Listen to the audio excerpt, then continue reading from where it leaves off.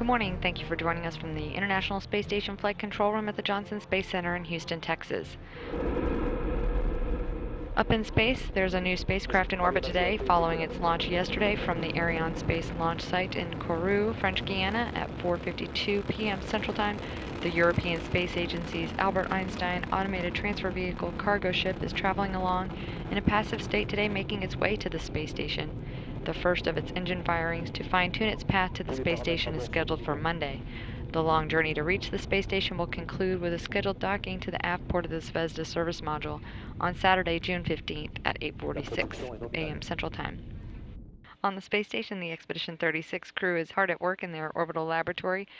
On board, the crew of NASA astronauts Karen Nyberg and Chris Cassidy, as well as European Space Agency astronaut Luca Parmitano and Russian cosmonauts Alexander Mazurkin, Fyodor Yurchikhin, and Pavel Vinogradov, serving as commander, are in the afternoon of their crew day. In progress now is continued work with the ocular health study, which will collect data about the health and condition of various crew members' eyes and vision. That is the start of a new study which hopes to help identify and determine countermeasures for vision issues that have been identified with long-duration spaceflight. Both astronauts Karen Nyberg and Luca Parmitano are the test subjects for that study, which started this week, and have several hours dedicated to the various science runs associated with that experiment. They'll be assisted by Chris Cassidy for some of that work, including ultrasound scans of the eye as well as cardiac data collections, which are both planned for today. The afternoon also includes work with the Pro-K ongoing nutrition experiment, which Luca Parmitano and Nyberg are both participating in. That involves a strict diet regimen as well as urine and blood sample collections to help understand the nutritional requirements for long-duration spaceflight. Nyberg's also working on the total organic carbon analyzer water sample analysis today.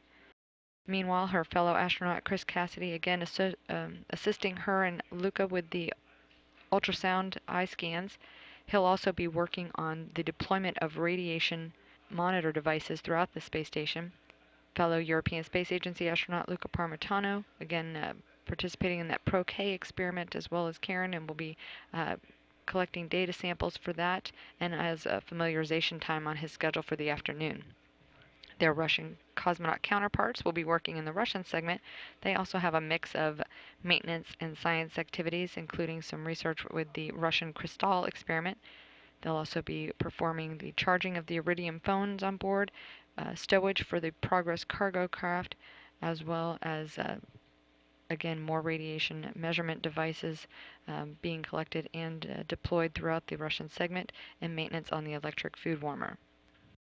The Russian cosmonauts also had an audit of the lighting and power supplies in the Russian segment, as well as an inventory management system review, and also a number of hours set aside for review of the spacewalk timeline for the Russian spacewalk, which is planned later this month.